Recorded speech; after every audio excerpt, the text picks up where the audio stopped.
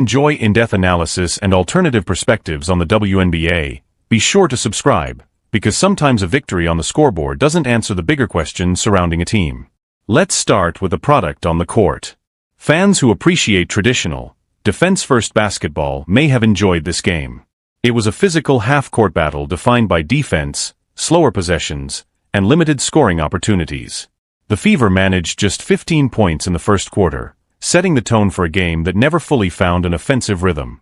Critics argue that this style reflects exactly how head coach Stephanie White wants the team to play: methodical, controlled, and heavily structured. Some believe that approach comes at a cost. According to those critics, the current system places a greater emphasis on established offensive options such as Kelsey Mitchell and Aaliyah Boston, while limiting the freedom and creativity that made Caitlin Clark one of the most exciting players in basketball. As a result, a growing number of observers have begun questioning whether the system is maximizing Clark's strengths or asking her to fit into a role that doesn't fully showcase her unique abilities. That debate has become one of the most talked about storylines surrounding the Fever this season, and many believe it sits at the center of the team. Being the second leading scorer, and Caitlin Clark being third wheel, playing like an upgraded version of Sue Bird. Now, I've said this previously, and I'll say this again. It does seem to me that Stephanie White thinks Kelsey Mitchell's the best player on this team, Aaliyah Boston's the second best player on this team, and Caitlin Clark needs to sit back and be a role player, finding everybody else. Many critics have described what they're seeing as Caitlin Clark being used more like a traditional pass-first point guard rather than the dynamic offensive force she was drafted to be. In their view, Clark was brought in to be the centerpiece of the franchise's offense, the player expected to drive scoring opportunities, create excitement, and serve as the engine behind the team's attack. However, those same critics argue that the current system asks her to play a far more conservative role, one that emphasizes ball movement and distribution while allowing others to take center stage offensively. What concerns them most is the belief that this approach may be affecting Clark's confidence on the court. According to these observers, there have been moments this season where she appeared more hesitant than the fearless, aggressive shooter who captivated fans throughout her college career. Instead of attacking opportunities instinctively, they believe she has occasionally looked more cautious, as if worried about making mistakes within the structure of the system.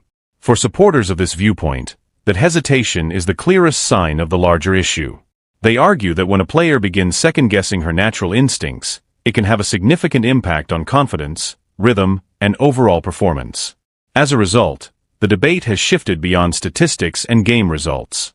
The question many are now asking is whether the current coaching approach is helping Clark become the best version of herself, or limiting the very qualities that made her one of the most. I saw her second guessing today more than I've seen her second guess all season long. Some of the shots she missed today is because we're taking 4 extra dribbles that we would never take. We're trying to do moves that we would never do because we're not sure if coach is going to bench us if I shoot this. It's very interesting. And I'm sure Stephanie White is just patting herself on the back. Oof, I really did a good job today. Oh, I really did. According to critics of the current system, players begin second-guessing themselves when they feel every decision could result in reduced playing time. They argue that instead of playing instinctively, athletes start overthinking situations, attempting safer options, and avoiding the aggressive plays that made them successful in the first place. From that perspective, many believe Caitlin Clark has been placed in a difficult position. This is a player known for taking and making shots from extraordinary distances, creating offense in ways few players can, and playing with complete confidence. Yet critics claim the current system often encourages caution over creativity. Rather than immediately taking open opportunities, they argue that Clark sometimes appears hesitant, adding extra dribbles, passing up shots, or looking uncertain in moments where she would have previously acted without hesitation. Supporters of this view believe that concern about making mistakes, or about how certain decisions may be perceived by the coaching staff, can create a mental barrier that limits a player's natural strengths. To them, the issue is not just tactical. It's psychological. They argue that the game's most exciting players perform best when they are trusted to play freely rather than constantly worrying about consequences. But the criticism of the coaching staff doesn't end there. Another point frequently raised by observers involves the team's approach to player minutes. Recently, Stephanie White explained certain substitution decisions by emphasizing workload management and the need to keep players fresh throughout the season. However, Critics point to what happened against the Atlanta Dream as evidence that those explanations do not always align with the rotations being used during games. They argue that the actions on the court have sometimes appeared inconsistent with the stated reasoning, leading to further questions about how player minutes are being managed and whether the team's approach is achieving its intended goals. For those already concerned about Clark's role within the offense, those decisions have only added more fuel to an increasingly intense debate surrounding Stephanie White. She said Leah also was on a minutes restriction. But today she played 9 minutes to start the first quarter. Last game she was on a minutes restriction. They needed to pull her 3.5 minutes into the game. And today, that minute restriction has been lifted. She suddenly is playing 9 minutes in the first. Again, Stephanie White just being a bold-faced liar. That's what she does. She lies. Stephanie White lies. But one thing we did see today, Caitlin Clark, that bad defense. According to critics, that sequence exposed what they see as a major inconsistency. They point out that when it suited the team's approach, the previously discussed minutes restrictions seemed to disappear entirely. Aaliyah Boston, for example, remained on the floor for 9 straight minutes to begin the first quarter, leading some observers to question whether earlier substitution patterns were truly about workload management. Those critics argue that the decisions appeared selective rather than consistent, fueling the belief that player rotations are influenced by factors beyond simple rest and recovery. As a result, skepticism surrounding the coaching staff's explanations has only continued to grow. At the same time, team leadership is fully aware that every move is being closely analyzed by fans, media personalities, and online commentators. The scrutiny has become impossible to ignore. Then came one of the game's most memorable moments. During a 9-0 run, Caitlin Clark knocked down a difficult sidestep three-pointer that reminded fans of the fearless scorer who captivated audiences throughout her college career. It was the type of shot that instantly energized the crowd and showcased the offensive creativity that has made her one of basketball's biggest attractions.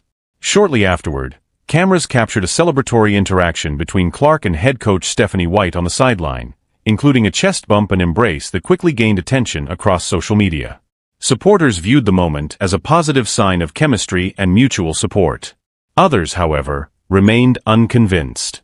Some independent commentators argued that a single public display could not erase the broader concerns they have raised throughout the season regarding Clark's role, the team's offensive philosophy, and the overall relationship between the coaching staff and its star player. For those observers, the debate remains focused not on isolated moments, but on the larger patterns they believe have. Sidestep 3. This was a nasty move. This was an absolutely nasty move. Pull up. Bang. And I believe this was on their 9-0 run. Caitlin Clark finds Kelsey Mitchell.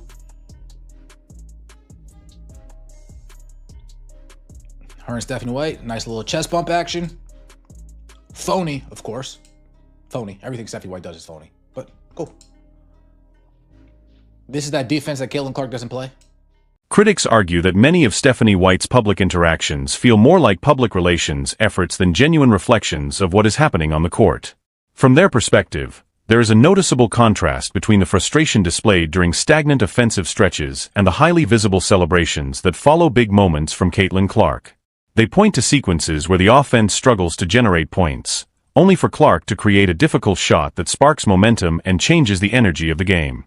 When those moments happen, critics claim the public focus quickly shifts toward coaching decisions and sideline celebrations, rather than the individual play that ignited the run.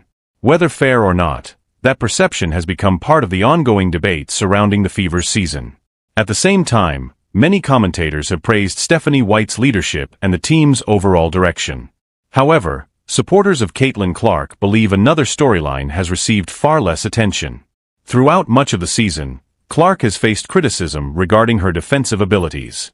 Analysts, commentators, and opposing fans have frequently questioned whether she can consistently contribute on that end of the floor. Some have gone even further, portraying her as a defensive weakness and suggesting her impact is limited primarily to offense. But supporters argue that the game film tells a different story. They point to possessions where Clark stays in front of opposing guards, disrupts offensive actions, forces difficult decisions, and competes at a level that challenges many of the assumptions surrounding her defense. According to those observers, one of the most overlooked developments of her season has been her improvement and commitment on the defensive end. While much of the public discussion remains focused on her scoring, passing, and shooting range, They believe her defensive growth deserves far more recognition than it has received. For them, the evidence is not found in the narratives being repeated on television. It is cool. This is that defense that Caitlin Clark doesn't play. Shutting down Tahina Pow Pow. Pow, pow. Shut down. Oh, where are you going? Oh, don't go there. Oh, nope. Oh, in person. Somebody that doesn't play defense, not too bad, huh? For somebody that doesn't play defense, not too bad. Take a look at this Caitlin Clark assist. This is a nice angle right here. Oh, boom. Lexi hole. Pull up. Nice.